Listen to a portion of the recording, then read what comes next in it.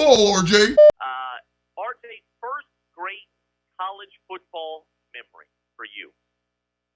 Antoine Savage going up 6 feet in the air to catch a pass from Josh Heupel that should have been thrown completely out of bounds at Kansas State. That's a good one. Yeah. Ooh, man, that was during that run. Yep. Yeah, it was. Where OU, what did they beat Nebraska at home. Then they go to Manhattan, and Kansas State was number 1 in the country. Yeah. And they win that game. And then it was all, they go down to College Station. They won that game against A&M. That's where Bob Stoops famously said, guys, we can't lose like the way we're playing. So that was it. How old are you then, RJ, if you don't mind me asking? You a cop? Full disclosure, not a cop. Okay. But at that Sounds like a moment, question from a cop. That's all I'm saying. Yeah, no. But at that moment, though, we're all 7 or 8 is what we've determined on I was 7 years old, and kind of my first college memory. Caden is a big Notre Dame fan. He remembers that '93 game against Florida State, the 1-2 game. And we were kind of getting that, and it spawned off a conversation from Dusty and Jake Trotter yesterday on the down in Oklahoma City. And it's amazing to see. Most guys from Oklahoma will have like an OU Sooners or Oklahoma State memory.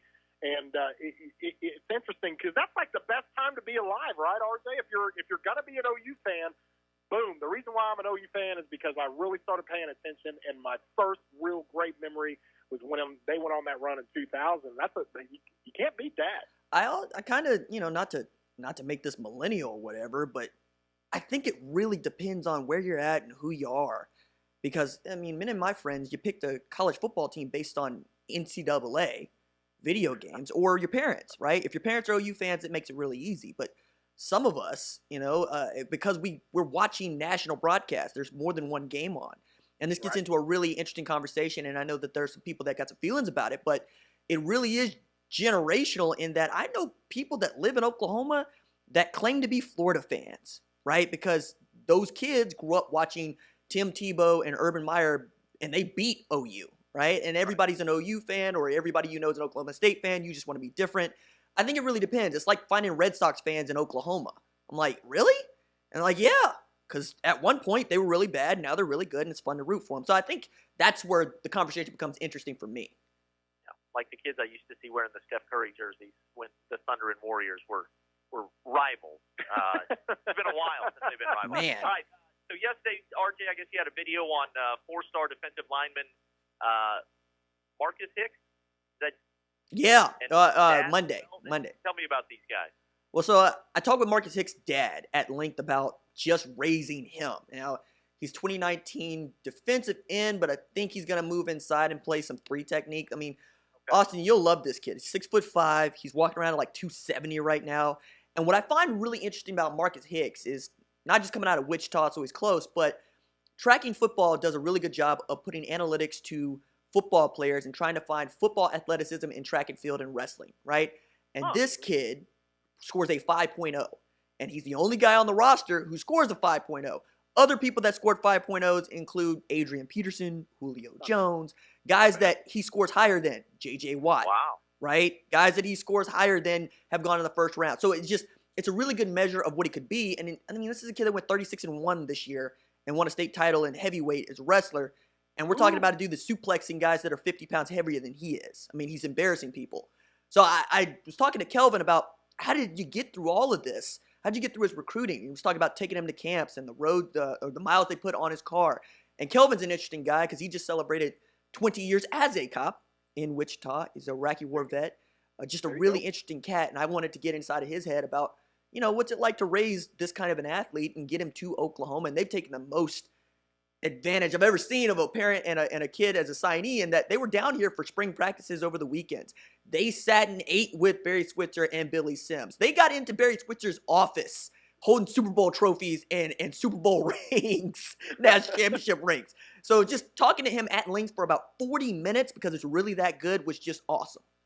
Yeah, and talking with R.J. Young, this Marcus Hicks kid, all you have to tell me, as long as he's got the upside, all you have to tell me is, hey, his dad's a 20-year cop, and this guy's a state champion wrestler caliber type kid, I'm in. Because you pretty much, so long as the kid stays healthy, if he's on campus with you, you know what you're going to get. and you know he's going to maximize everything he's got. And so, with that being said, I would put a lot of stock into the fact that the kid is a wrestler. He knows how to work hard, and at the same time, he's probably been brought up a certain ways, discipline-wise, with your dad being a cop. And with all that being said, that's a big get if OU can get him. No, he's here. He's a signee. Yeah, he's here.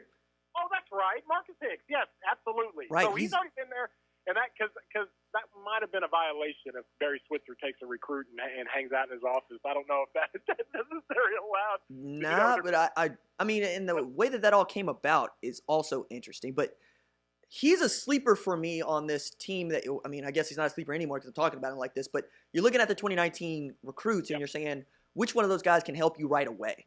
Which one of those guys can contribute today, right now? And Marcus Hicks, for me, is in line to be able to do that, especially at a defensive tackle position where you're not necessarily sure what you got outside of Neville Gallimore. You want Q Overton to be good. You want Dylan Famattau to be good. You don't know what you got in Troy James. You know what I mean? You're hoping that Marcus Stripling comes along. You're hoping that Kori Roberson can come back from his injury and be a contributor on that 2019 from that 2019 class on that defensive line. And then you're looking in the secondary, and I know that a lot of folks, myself included, are high on guys like Jeremiah Cradell and him being able to compete, but there's lots of questions on the defense, not just because it's Grinch and not just because they were bad last year, but because a lot of the kids that are coming into out of this freshman class are really, really good. But I don't know how good they are when we're talking about stacking them up against guys like Parnell Motley, who's been here for 4 years, guys like Trey Brown, who I expect to be a starter, and guys, quite honestly, like Creed Humphrey, like Daryl Simpson, like Bray Walker. Can you go beat up on those guys as defensive linemen? Can you go beat up on some of these wide receivers that we know are really good? You know, you talked about Hicks being such a great athlete, and it reminds me that Neville Gallimore is a freak, right? When you combine his strength and you know what he's able to lift in the weight room with a 40 that's been clocked under 4.8, he's a freak. But we haven't seen that like on the field. It hasn't translated, I think, in part because of the system they were running and the way they were kind of catching blocks as opposed to really attacking.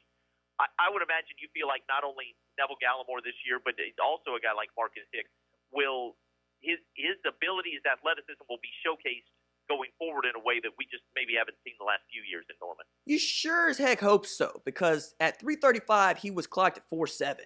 Now he's down to 295.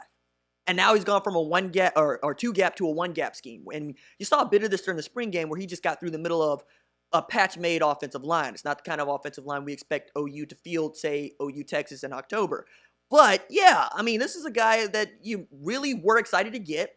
Could have ended up Ohio State playing for Larry Johnson Sr., and you know what they do with defensive linemen at Ohio State. They put him into the NFL.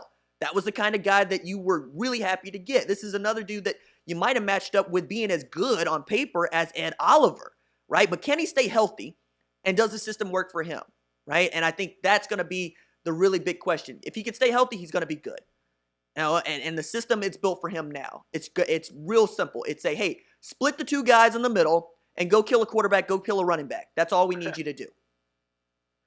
Talking with RJ Young. RJ, fight me. What do you got on the docket for Sunday morning?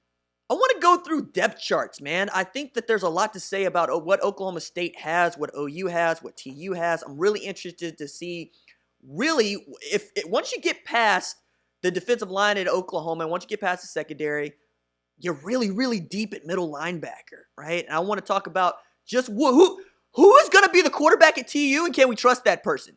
And is this recruiting speed really going to work in 2019, right? Because they ain't been very good. You know, it's no secret. I want to see Phil put it together. I want to see the kind of dude that was the offensive coordinator at Baylor. I want to see what this finally looks like. Thank you, RJ, man. We appreciate it. Appreciate the time. We'll talk to you next week. Fight Me with RJ Young, Corey Hilliard. Is he going to be in with you on Sunday? Oh, yeah, man.